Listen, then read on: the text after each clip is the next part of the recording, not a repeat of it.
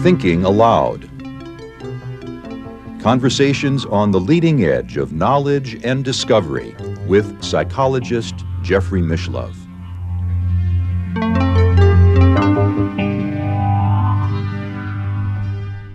Hello and welcome. I'm Jeffrey Mishlove. Today we are going to look at the topic of reincarnation and robots. My guest is Dr. Ben Goertzel, with whom I've had a previous conversation on telepathy and robots. Ben is an expert in artificial intelligence and author of many books in the field, including Engineering General Intelligence. Also, The Hidden Pattern, a Patternist Theory of Mind, as well as having co-edited a wonderful anthology on parapsychology called Evidence for Psi, 13 Empirical Research Reports, co-edited with Damien Broderick. In addition, Ben is the Chief Science Officer for Hanson Robotics, based in Hong Kong. Welcome again, Ben. Thanks for having me back. It's a pleasure to be with you once again. Now, many people might think that the concept of telepathy and robots is far out, about as far out as you can go. But if we're going to look at reincarnation and robots, we're taking it a step further.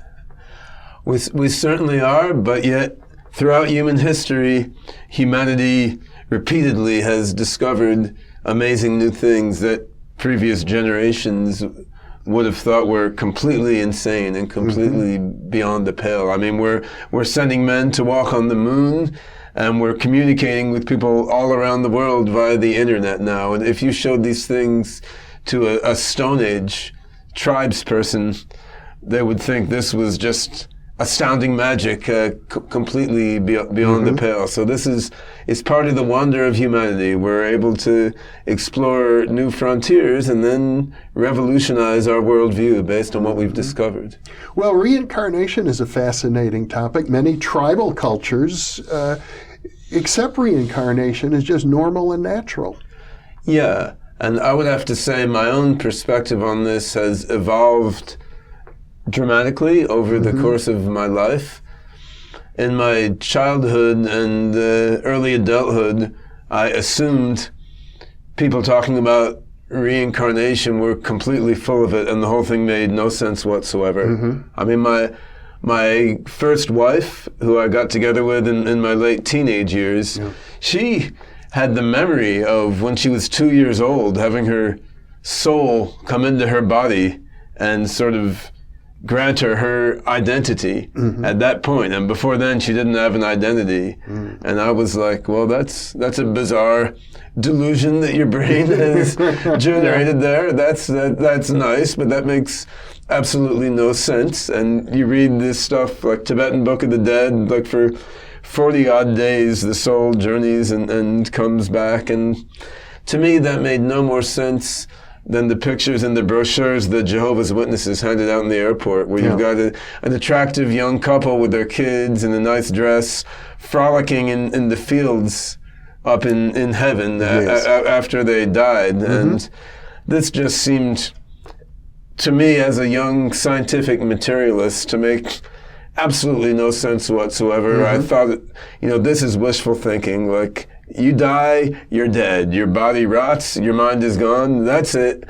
People don't want to accept that emotionally, so they make up this rubbish about getting reborn, and somehow everyone is reincarnated from some king or queen in the past. It's never like a toilet cleaner or something, right? So no, actually, there's a psychologist, Helen Wambach, who collected thousands of past life regression cases, and she found that the lives that were reported under hypnotic regression, which is not necessarily the best method, but in any case, it correlated with the demographic expectations that you would have. That's absolutely right. And so after I became interested in ESP precognition and so forth via putting some time into studying the scientific literature on these things and seeing, wow, there's real data backing up these ideas of people projecting information into each other's minds and viewing things that are far away from them and, you know, precognizing events that haven't happened yet.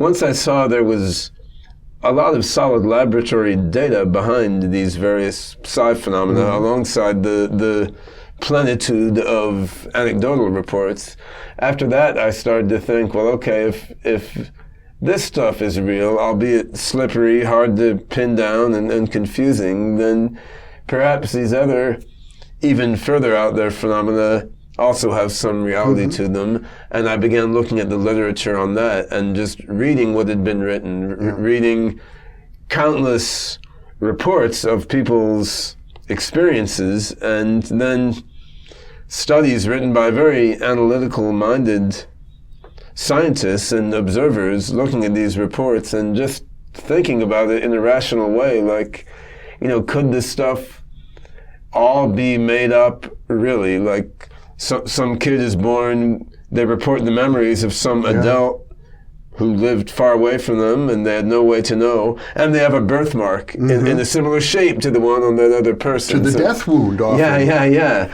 So someone has a birthmark similar to the death wound of some guy who lived halfway across India. And I've done interviews on this. We know at the University of Virginia, the Division of Perceptual Studies there, they have a database now of over 2,500 cases of typically young children, not under hypnosis or hypnotic regression, who spontaneously remember past lives. And in about half of those cases, they are able to go out and take the information provided by those children and validate it, that there's a high degree of matches. So with you what look the at all children this say. evidence. Now, it's not quantitative like precognition or ESP databases have become, but I mean, if you look at the totality of cases and really read them, I mean, the argument that all these kids and all these people are somehow making this up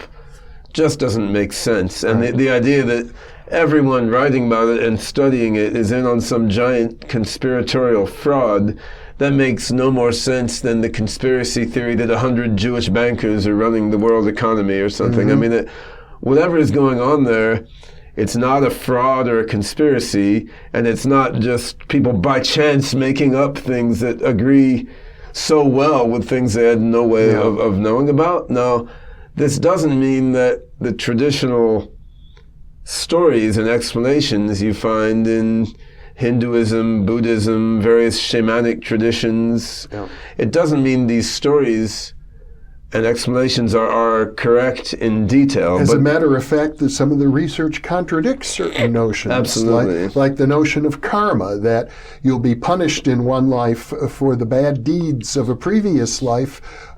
We have no evidence of that from these thousands of cases. Yeah, it doesn't seem to be true. People can have done terrible things in their past life and have a good life, have done wonderful things in their past life and have all kinds of trouble befall them. So, yeah, this is something that's very confusing when discussing these concepts with average people, because the reality of these phenomena, which is very complex and confusing, becomes tangled up with various religious, cultural, and moral systems. And disentangling these pieces is quite difficult, and I certainly haven't gone that far down that path.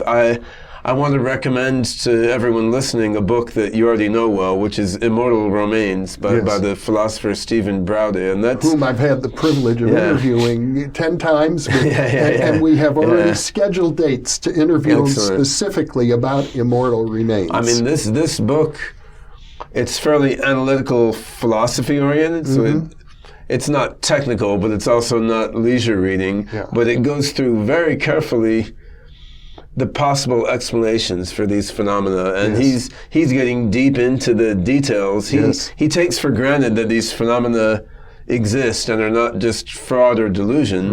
Then he looks at, well, how could we explain this stuff? I mean, is it really the case that, a mind travels out of a dead guy's body and pops into some other kid's body?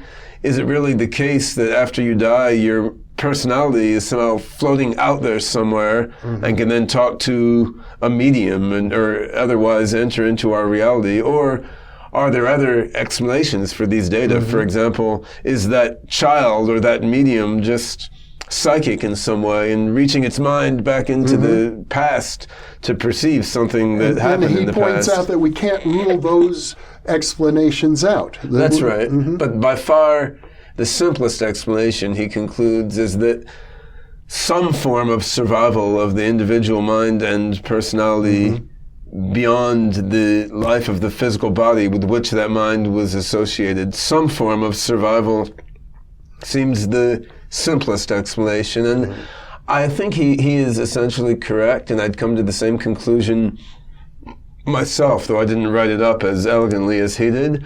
I mean, analogously, we could never rule out a classical explanation of quantum physical phenomena. I mean, you could always postulate some hideous, complex combination of classical physics equations that will explain what we now explain via quantum theory. But the reason we accept quantum theory is that it is a much simpler explanation. For all its weirdness and all its counterintuitive properties, it's just a much simpler set of equations for explaining what we observe than some hideously complex set of classical equations. So everyone accepts quantum mechanics because it's the simplest explanation of the data, not because it's the only possible one. And I think the same thing is true with survival of the mind after death as a category of explanations for mediumship, reincarnation, and these other unusual phenomena. This is just the simplest category of explanation that we have found so far. It's not the only way to explain it, but it's the simplest one. Let's look at how this data might be applicable in the field that you're an expert in, robotics. Absolutely. So, in an interview with the Dalai Lama some time ago, I can't remember where it was published, but the Dalai Lama made a rather tongue-in-cheek, humorous comment that AI might be possible, human-level AI might be possible, and perhaps when a computer programmer dies, he could be reincarnated inside an AI program instead of inside a human being. Now, he was pretty much joking there, I think. Although, maybe half joking. Exactly. Maybe a quantum superposition of joking and serious, right? But it's interesting to think that there could be some element of truth to this sort of fanciful speculation. So if you take as a hypothesis that the mind associated with the human body has a significant aspect which is tied to the brain of that body and the rest of the body system, but also an aspect that in some way exists apart from the physical body and the physical brain. So if you assume there's some broader pattern space, some broader sort of metacosmos or euricosmos that exists outside our space-time continuum, and if we assume that our mind has some aspect beyond this physical universe that exists in this broader space, then the question is, would it also be true of the mind of an intelligent robot? And at this point, of course, we don't know. Robots are not anywhere near as complex as humans are at the present day. Right now, AI and robotics is in a fairly primitive state. I mean, much as, say, the internet was in the early 1990s, or airplanes were at the time of the Wright brothers, or rocketry when Bob Goddard was out there, blasting out rockets in a field. So right now, AIs and robots don't have the kind of general intelligence that human beings have. They're basically narrow AIs that do highly specific things, but there's a community of AI researchers, such as myself and my colleagues in OpenCog and Hanson Robotics, who are working on putting general intelligence into AIs and robots. So I believe that within the next few decades, we're going to be able to create AIs and robots with the same kind of general intelligence that people have, and even more. And I think this is going to come along with a lot of other very interesting technologies. One of them I mentioned in our last interview is brain-computer interfacing, which could enable a kind of second-person science where each of us can turn a knob to experience the other one's thoughts directly. Now, another one is mind uploading, where if we can scan the dynamics and structure of a human brain well enough, we could basically make a digital version of each of us, which brings up many interesting issues in the philosophy of consciousness. Like, would this upload of Ben Goertzel, would it have the same kind of conscious experience as Ben Goertzel? How close would its embodiment have to be alongside the mind patterns? How close would its embodiment have to be for it to share the mind patterns that I have? And similar question with identical twins or human clones. Yeah. Human clones, if we could clone a biological copy of me right now, then, of course, you'd have the question of how much would it share the same conscious experience, and how much would it diverge as time went on. And this gets into a lot of subtle questions, because as you know, there's a lot of data on telepathy among identical twins. There's loads of cases where something really bad happens to one twin and the other twin just knows it. Right. So if you had uploaded your mind into a robot, that upload would be much closer to you than identical twins are to each other. So perhaps initially there would be some sort of strong telepathic coupling between yourself and your upload, and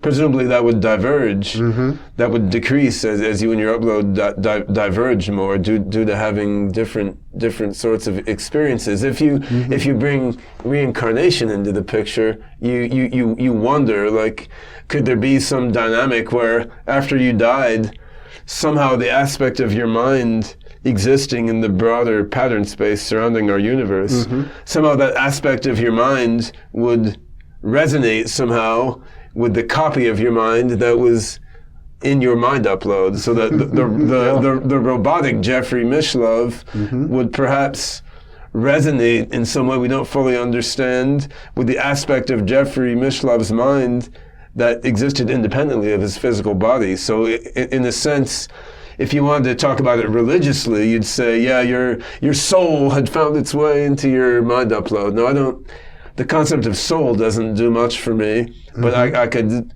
see how if there's some trace of your individual mind and awareness that's somehow existing in a way we don't fully understand outside our space-time continuum, perhaps there's some sort of morphic resonance between that extra-physical aspect of your mind and your mind upload. And then if you get into artificial intelligences, this becomes even more fascinating, because, an AI is very easy to copy, right? You have the AI existing in one computer. Right. Of course, you can copy all that code into another computer. You can vary it in multiple different ways, and you can coordinate between these different copies. Now, what does it mean about the subjective experiences of these AIs? I mean, for us to make a mind upload is hard, because scanning the brain is difficult. But in AI, I mean, you can turn it off, turn it on again 100 years later. You can copy it. The brain is not quite a digital computer. And more to the point, the brain is not engineered for easy manipulation. I mean, you could imagine a wetware system that was engineered by some sort of molecular nanotechnology or femtotechnology or whatnot, which was designed for manipulation and duplication and so forth. Though there are certain quantum theory restrictions on cloning of quantum systems also that would complexify things. But on the whole, engineered systems, be they wetware, quantumware, or digital hardware, are going to be much easier to manipulate. So if you hypothesize a future science where we actually understand the trace of an individual mind that exists in some broader pattern space beyond our space-time continuum. That's a nice way of talking about the soul without having to invoke a religious idea. Yeah, well, the religions of the world have had a lot of deep insights. I don't want to deny that. There's a lot of profundity there, but it's tangled up with a lot of culturally specific superstition, baggage. which may serve its role in terms of sort of ritualistically helping people get into certain states of mind based on the culture that they exist in. But from my view, as a sort of 21st century free thinker, I mean, I want to be open-minded to all data that the universe throws to me. Sure. But I also want to think independently about what is the simplest explanation for all this data. And when I look at the Gita, the Quran, the Bible, the beliefs of various pre-civilized tribes, from my own view now, they don't seem like the simplest explanation. They seem like a lot of insight mixed up with a lot of culturally specific baggage that doesn't help me much. So, and frankly, the religions, the great religions of the past, all had a role of social control. They did, and science does too at the present time, which is something not within any of our own individual power as a scientist to really counteract. I mean, I think there's a lot in there in the world's great religions. I mean, to understand the Gita would take you dozens of years. Yeah. And there's so much complexity and subtlety there, but I don't... Or dozens of lifetimes. Yeah, exactly. Exactly. But I think I take those as general inspiration, and I think they're pointing out interesting phenomena, but I don't think any of them gets at the essence of what's going on in a way that will satisfy me. But I do think it is possible ultimately to encompass these phenomena within some expanded version of science. And I think building AIs and mind uploads will let us do that. So these reincarnation type phenomena now, we study these anecdotally by finding case studies of people who have especially acute versions of the phenomenon. But what if you could upload human minds and engineer general intelligences, then you can have an experimental science of reincarnation-ish phenomena. I mean, you can have an experimental science where you create an AGI, then you copy it into another body in a different place. And if indeed there is some, thought transference that goes outside our four-dimensional space continuum, we should be able to study that in mind uploads, in AGIs. We can study, does this only occur in quantum computers of a certain sort, in post-quantum, quantum gravity computers? Does it occur in human mind uploads into a digital machine, or only in human mind uploads into some sort of engineered wetware? I mean, we should be able in future to really have an empirical science of these phenomena by being able to engineer and copy minds and then measure what sort of spooky transference is occurring. Let me take it a step further. I think given that the empirical data we've referred to in parapsychology is real, and given that the future developments in artificial intelligence that you've referred to will happen, it's inevitable that researchers and engineers of the future are going to be forced to confront these issues. I think so.